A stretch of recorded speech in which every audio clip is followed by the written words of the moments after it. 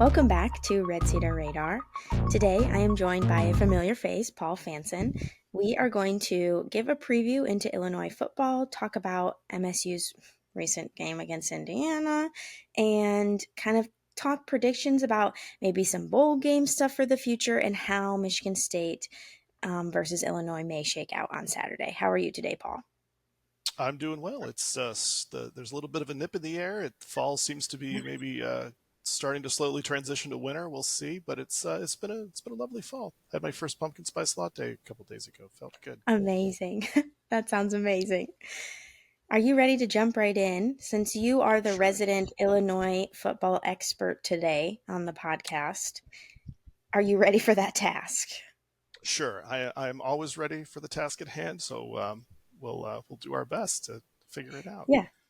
Okay, so Illinois currently sits at 6-3 on the season. They will also be coming off a bye week. I mean, in their previous week. So MSU and Illinois are coming off bye weeks.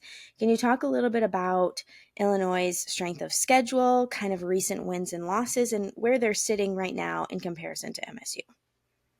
Yeah. So Illinois again, as you mentioned, is sitting at 6-3. They got off to a really strong start, kind of a surprisingly strong start this year. I think they weren't really perceived at the beginning of the year to be significantly better than Michigan State, but they had some big wins early. They beat Kansas at home on the second game of the season, and Kansas was supposed to be better than it turns out that they actually are. Then they went and beat Nebraska on the road.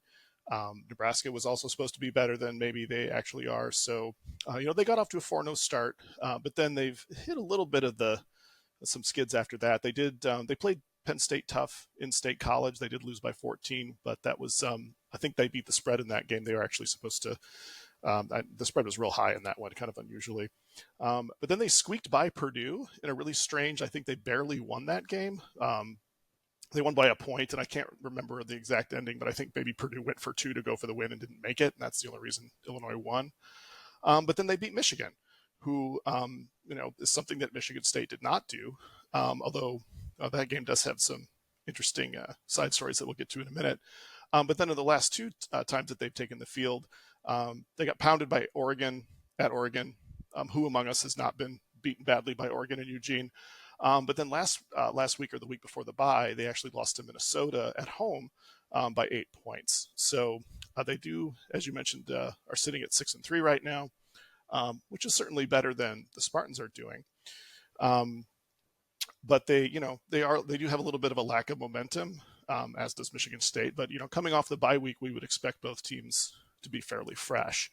Now you mentioned strength of schedule. Based on my metrics, MSU actually has played a slightly harder schedule. I have MSU ranked as the eighth hardest schedule. Illinois is somewhere down more like 25th. So comparable, but I think having drawn both Penn State and Oregon on Illinois' side, that's impressive. But MSU's played Ohio State, Oregon, and Indiana, who are of course three of the potential four playoff teams that the Big Ten has. So depending on how you look at it, Illinois definitely had a little bit better season. I think Illinois is considered to be a slightly better team, but that doesn't necessarily mean that this is going to be Illinois is heavily favored, because as it turns out they're not. Actually, when the spread came out, I thought it was going to be around 6 points. That's kind of where my number said it would be. It actually opened around 4, which is a little lower. And then based on what I've seen, it actually has been creeping in MSU's direction, which is surprising. I expected, if anything, it went the other way. And I think as of this morning, it was sitting at 3 points, which is basically just the difference in home field advantage. So you could make the argument that according to the odds makers in Vegas, MSU and Illinois are actually very comparable teams. And there may be some justification for that based on some of the other numbers that we'll maybe touch on in a minute. I feel like this game will be closer than maybe originally predicted. I feel like you said, Illinois started off strong, and Michigan State, I thought for a while was building up to maybe being a strong team by midseason. Obviously, things have changed a little bit in that, and we'll talk about the Indiana game a little more. But I think maybe they're meeting at a certain point that's very similar, even though they've come kind of from different directions. But I think it will be a closer game than maybe what I would have thought a few games ago. Yeah, definitely. And I think you're right. Both teams are somewhat regressing to the mean, so to speak. I think Illinois was a little bit. People thought that they were a little bit better. Or no, they people thought they were a little bit better than as it turns out they actually are. And I think there is reason to believe that MSU is a little better than people think. Um, and honestly, a lot of that has to do with turnovers. And I think if you look at the different games that both the Spartans and the Fighting Illini have played, turnovers have been a really big factor. We mentioned the Minnesota game, just the last game for Illinois. As it turns out, if you look at the stats there, the stats were almost identical, like rush yards, total yards, first downs. Everything was almost that was seemed to be a very evenly played game. But Illinois turned the ball over twice. They fumbled the ball twice. So that was primarily the reason that they lost that game. Now, in contrast, if you look at one of the two common opponents between the Spartans and the Fighting Illini, which is of course is Michigan, Oregon being the other, which I think is kind of I don't think we learned anything from that game. But as far as the Michigan games goes, Michigan actually outgained Illinois by a pretty significant margin. It was like close to 100 yards, and so Michigan kind of won. The box score, which of course we know means nothing. But they won the box score, but Michigan turned the ball over 3 times to just one for Illinois. So again, the team that won the turnover battle won the game. And I think the other kind of set of stats that I was looking at, honestly, as I go through my numbers, there's really not a huge difference between Maryland, Boston College, Michigan, in Illinois. They're all ranked in my power rankings. They all kind of fall in a pretty similar range, that sort of like 40 to 50-ish range nationally. And that's pretty comparable to where Michigan State is now too. They're maybe in the 60s, for what that's worth. But if you think about those previous 3 games, MSU beat Maryland pretty soundly in the box score, and they wound up winning that game. I think they actually lost the turnover battle. They actually lost the turnover battle, but they actually beat Maryland pretty soundly in the box score. I think they had over 100 yards more of offense. The Boston College game, again, Michigan State was the better team in the box score. They had more yards, better stats overall, but they, I think, were -3 in the turnover category in that game. So again, they lost in a game they very could have easily won in the final moments. And then in Michigan, like, again, MSU on the stat sheet was the better team. Some would argue they're still the better team, but again, they lost. They lost one turnover, which wasn't overly consequential, but I guess but it was enough. And they had some empty possessions in the red zone, which has also been a kind of reoccurring problem. So if you could certainly make the argument that MSU has played similar teams on the road before and played them very competitively. They just have come up short for a variety of reasons. So if MSU can, again, minimize turnovers, minimize mistakes, they should have a great shot to win this game.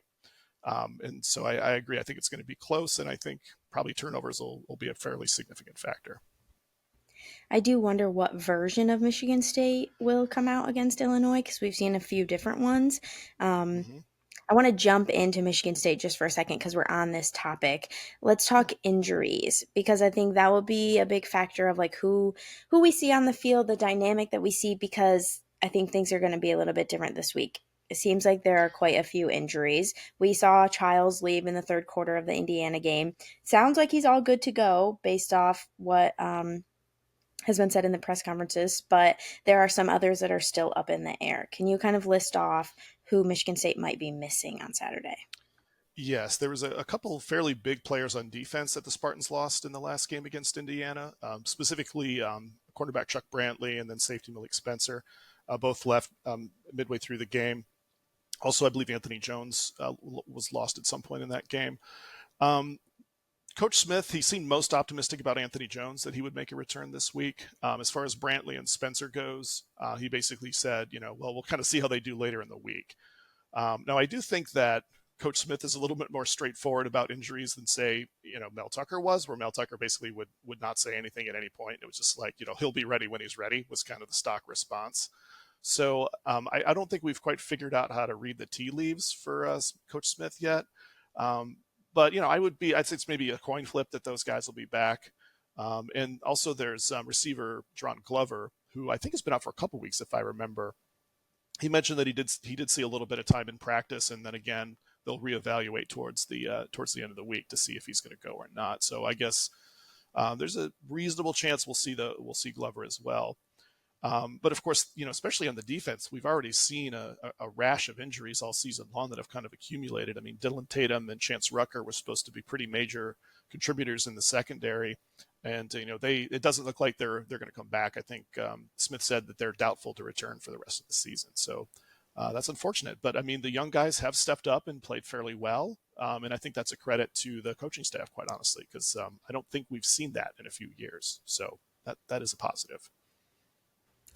I'm wondering if maybe I just don't pay attention to other teams' injury reports as much as I do Michigan State, obviously, but I feel like that's something like mid-season that plagues us often. And it probably plagues Yeah. everyone often, and I just don't pay attention. Like I said, don't pay attention because I'm not in the nitty gritty of who's out there on the field for Illinois or, whoever. But I Yeah. just wonder why it is such a problem mid-season for Michigan State all the time, even with this new staff. When you expect new people to come in, you kind of expect things and themes to change a little bit, but this is unfortunately something that has stuck around a little bit. So, Yeah, that's actually one of those interesting aspects of college sports that I've wanted to do kind of a deeper statistical dive on. It's just hard to get the information because I wonder the same thing. It's like it feels like MSU has more injuries than other teams, but like, do they? And like, those are numbers that are available. Like that's an analysis that could be done. I've never seen it done. It'd be kind of a pain in the butt to pull that data, but it would be interesting. I would love to answer that question for you someday. But I do think injuries are a big deal. I mean, I think that's the example that I sometimes give is MSU's Rose Bowl team in the 2013 season had almost no injuries the entire year, which was kind of miraculous. And lo and behold, it was one of the best seasons that the Spartans have had in my lifetime. So those do matter, and I think especially for the teams like Alabama or Georgia or Ohio State, like they can absorb injuries more easily than say a Michigan State can because your 5-star quarterback goes down, you roll the 4-star off the bench, and you're basically okay. Or maybe even more importantly, your 5-star offensive lineman goes down, you just roll the 4-star off the bench, and you're okay. A team like Michigan State doesn't have that luxury, so I do think that's a underrated aspect of college sports. Is just injuries play a bigger role than we think they do. that's absolutely a good point. We see more of a disparity of the second guy that's coming in versus those big teams, like you said, that's it's just a 5 to a 4-star, and you don't see that bigger gap. That's a really good point and something I didn't think about at all. Let's talk a little more about Indiana. So I was doing some reading. I have to be honest with you. I had to watch the Indiana game after the fact because I was watching Taylor Swift that day. Mm. So it was a big deal. And I want to apologize to everyone that I didn't watch the game live. I had to unfortunately watch a recording of that game, which was unfortunate, to see. Anyways, so I just noticed it seems like the wind was taken out of Michigan State's sails on offense and defense. It just did not seem like they had the momentum that they had had in a couple other games that maybe weren't exactly going their way, but like there was still that drive and a little bit of energy. And I just felt like against Indiana, there wasn't as much of that. It just seemed like a different team a little bit. What's your opinion on that? Yeah, I unfortunately I did the recap for that game on the website, so I watched it live and painfully. So I also watched it without having a beer, which is that's the kind of game where you definitely want to hit the fridge once or twice. Um, but my takes may be slightly different, but because I mean MSU had a really good first quarter in that game. Like if I remember correctly, um, I can't remember who had the ball first, but MSU basically got a 3-and-out and went down and scored. And I think they got a 3-and-out, went down and scored again. Like they had a field goal and then a touchdown. And so they led 10-0 and were kind of dominating the game in the early portion. But then Indiana kind of slowly started to chip away at the momentum and kind of turn the tides. And if I remember correctly, there were a couple kind of bad turnovers that happened in that game too from Childs. But I think the main thing about that game was that Indiana, I think, was keying on stopping MSU's run attack. And of course, the run game has been a little sporadic, and I don't quite know why. I mean, the offensive line play at some points seems very, very good, but then at other times they seem like turnstiles, and that's a bit confusing. Because I mean, the run game against Iowa was fantastic, and the run game against Michigan was frankly very good. Um, but then against Indiana, they just got nothing. Like the running back runs were, I mean, they picked up like 15 yards or something, and they had a very, very large net negative rushing yards, but a lot of that was due to some sacks that happened, as sort of the dam broke later in the game. And I think that they had a muff punt that wound up counting as like negative rush yards, partially because the long snapper was injured, which I think is also an underrated problem that, could, you know, rear its ugly head in the special teams game if your long snapper goes down, which, that's not great. But I think basically once Indiana they basically made Michigan State one dimensional on offense. They forced, they sort of dared them to pass. And then you put, Aiden Childs, who has been a bit inconsistent, make him beat you. And he's going to make a mistake if he's forced to throw the ball, 10 times in a drive. And unfortunately, that's basically what happened. And then once they got behind by enough, it kind of snowballed. And but the fact of the matter is Indiana's good. Like that's they're a good team. Like I think a lot of fans are upset that it's like, how can you lose to Indiana? Because Indiana's the fifth. I mean, they're ranked number 5 now in the like in the college football playoff poll. They're good. They're undefeated. I think they will test Ohio State. I don't know if they will beat them. I wouldn't be shocked if they do, because some of the like RPO action they run on offense is really sharp, really crisp, and I think their defense is solid. So they could give teams problems. I don't know how Michigan State would then 4 touchdowns on them, quite frankly, but that's another story.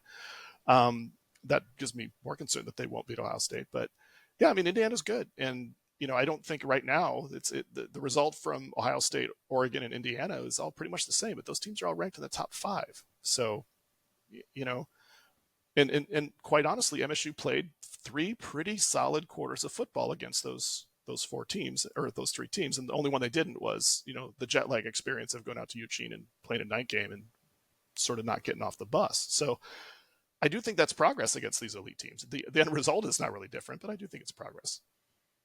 Yeah, and I guess I think that's what I meant about the wind kind of going out of their sails. They had scored Yeah. first, and I was checking the score on my phone, and I had checked a couple of times, and I was like, "All right, like we struck first. Things, or Michigan State struck first. Things are going well." And then, like all of a sudden, I had checked again, and maybe my perspective was different because I was just looking at the score at that time and not watching the game. And then it was like all of a sudden, oh, things have changed. Things have really shifted, and so I think have knowing who Indiana is this year and going and scoring first like that shows good signs, but I want it to be something consistent that they can carry over. And I just don't think that they're there yet. That 4 quarters of a solidly played football game hasn't fully come to fruition yet, I don't think, for the Spartans.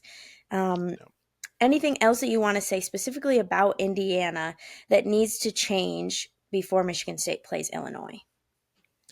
Well, I would like to see more consistent offensive line play. That run game I'd like to see again. I don't know. I'm not quite sure what the root of the inconsistency is. Whether it's the kind of a focus, or if just an athletic gap. Maybe Indiana's D line is just that good.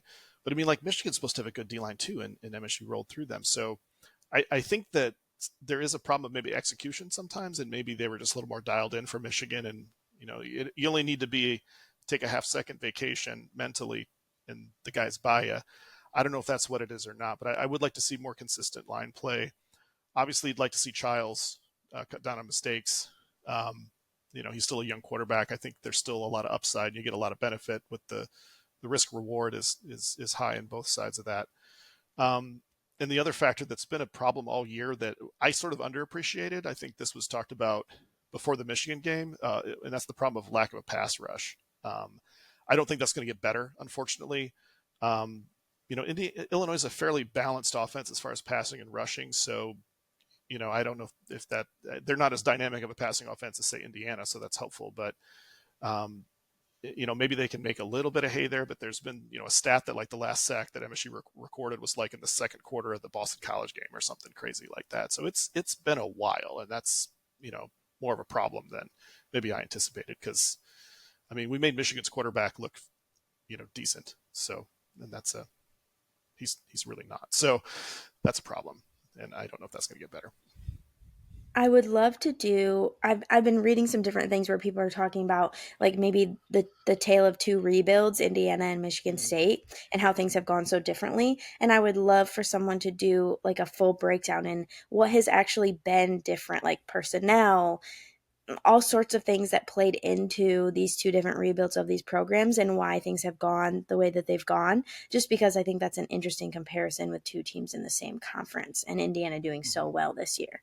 Um, Maybe a project for you on the side if you want.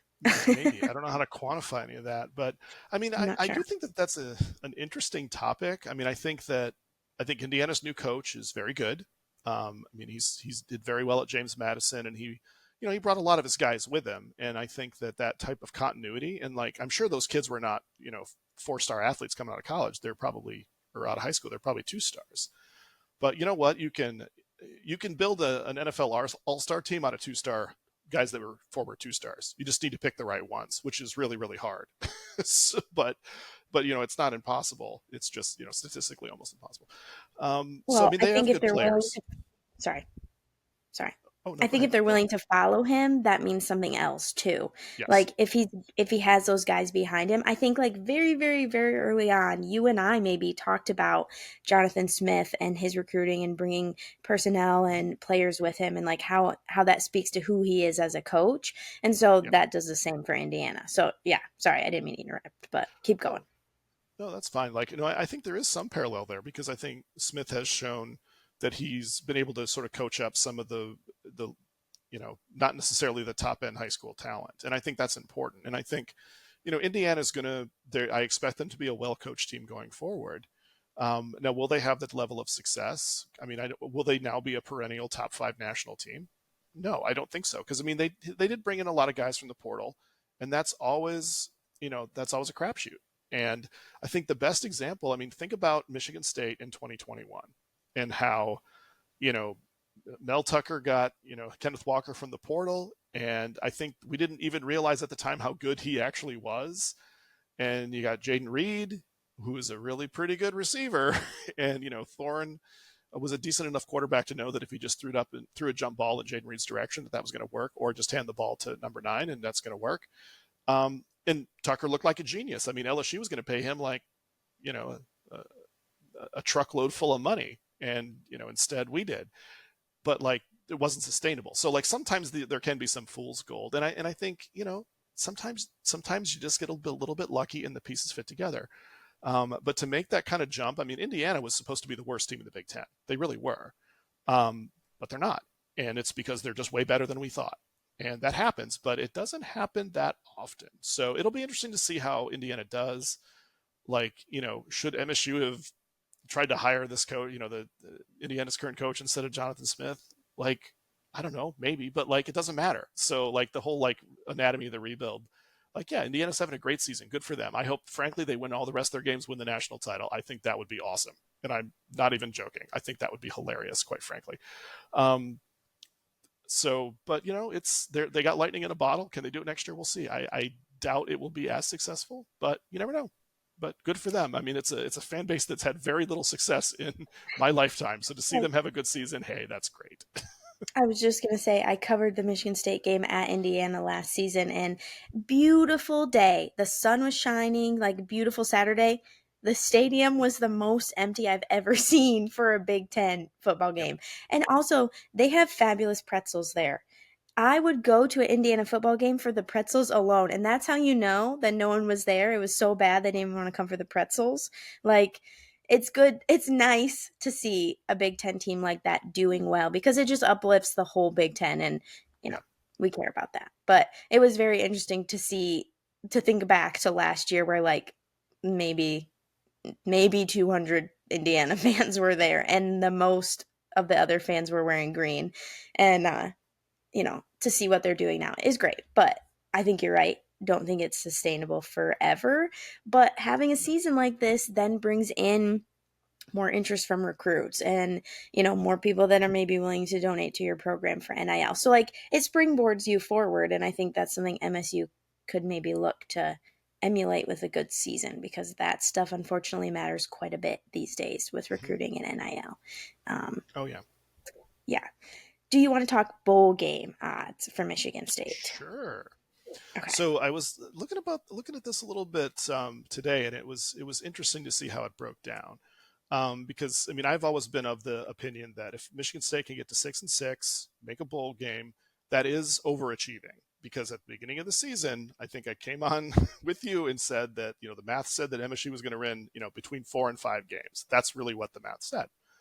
And they're at 4 wins now. They just need one more to get to 5, and they need 2 more to get to a bowl game. Now, I think everybody, after the Indiana loss, I think a few MSU fans needed to be like talked off the ledge, because I mean the back end of the schedule is very manageable, and so again, MSU is not favored against Illinois, but there's still 40-ish, 45% chance that MSU will pull that upset.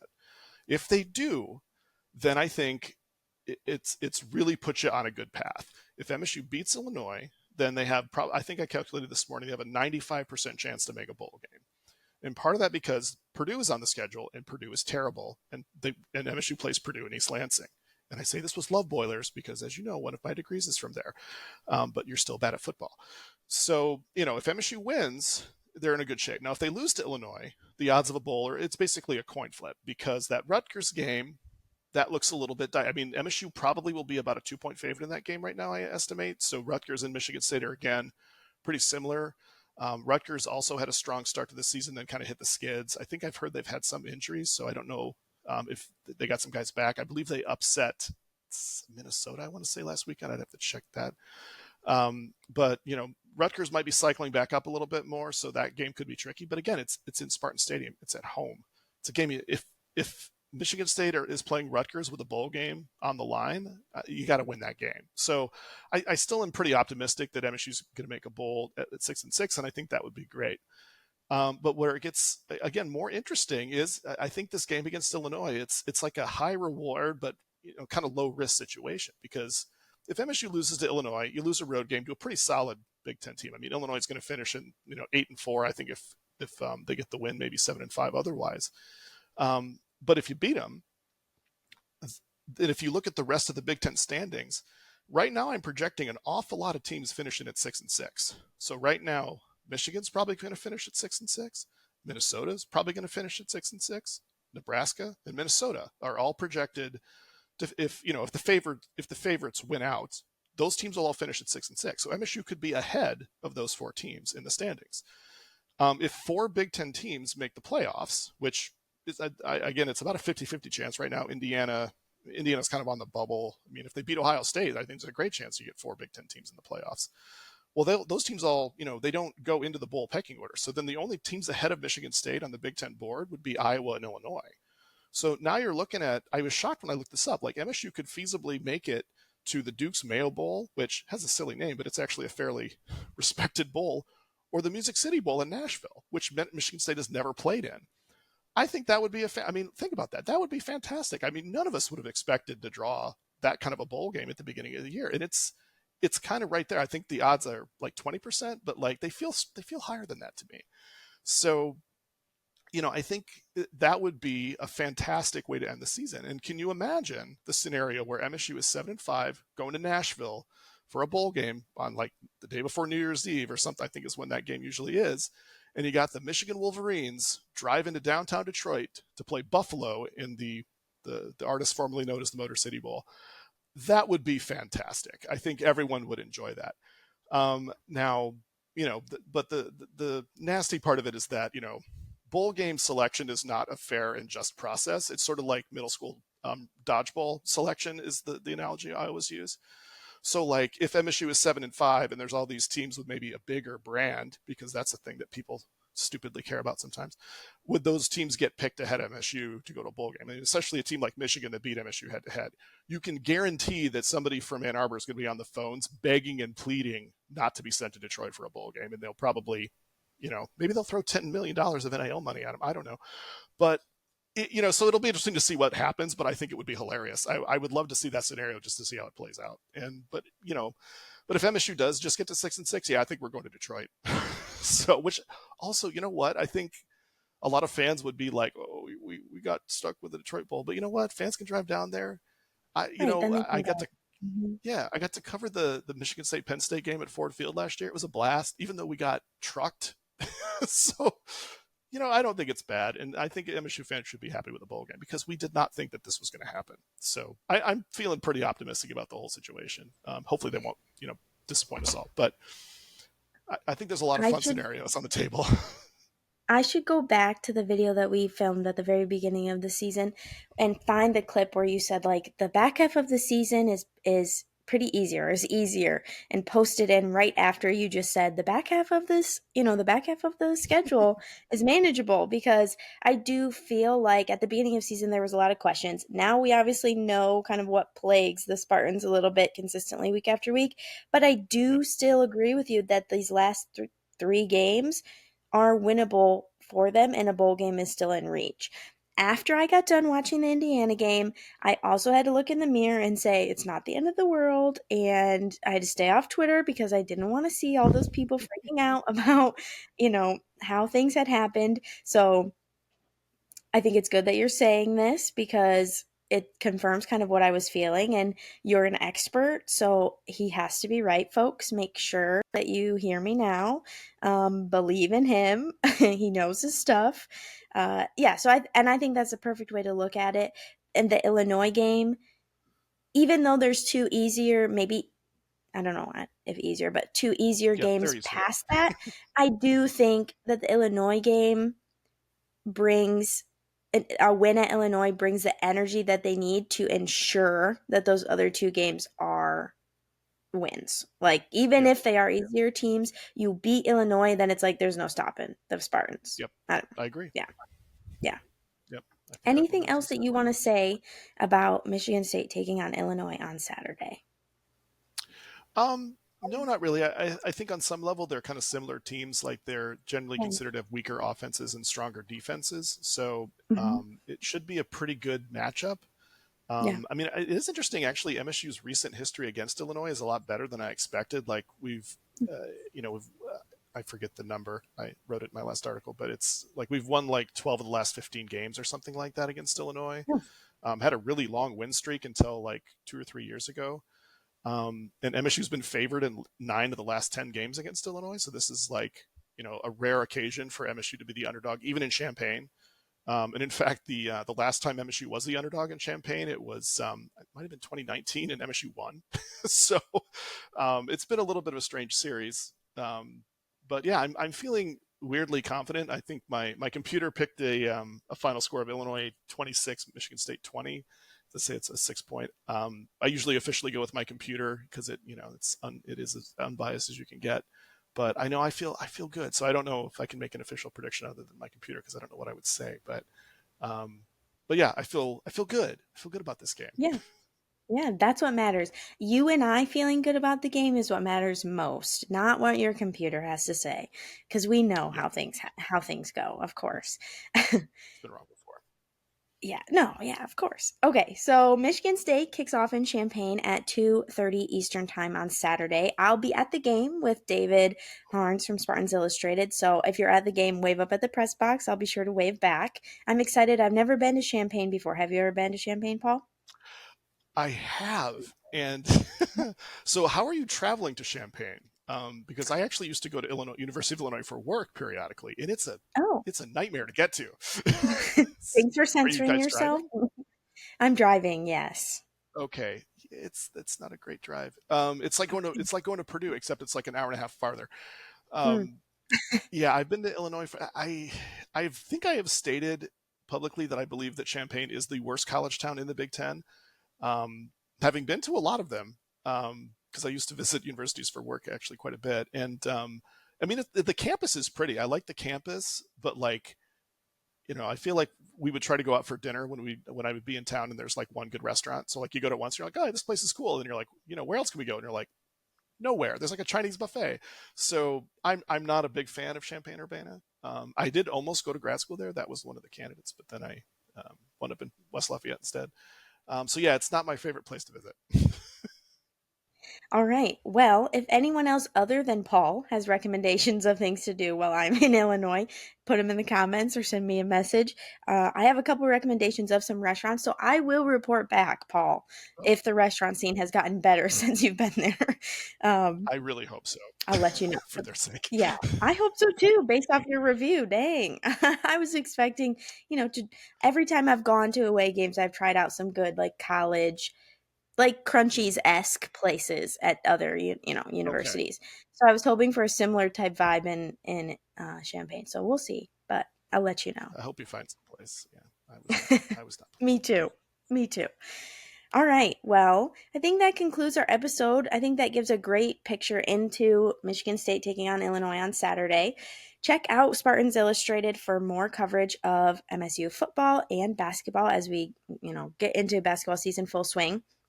Subscribe to Red Cedar Radar on YouTube, on the Spartans Illustrated YouTube channel, and wherever you listen to your podcasts. Thanks so much for joining, Paul. Always great to have you on the pod.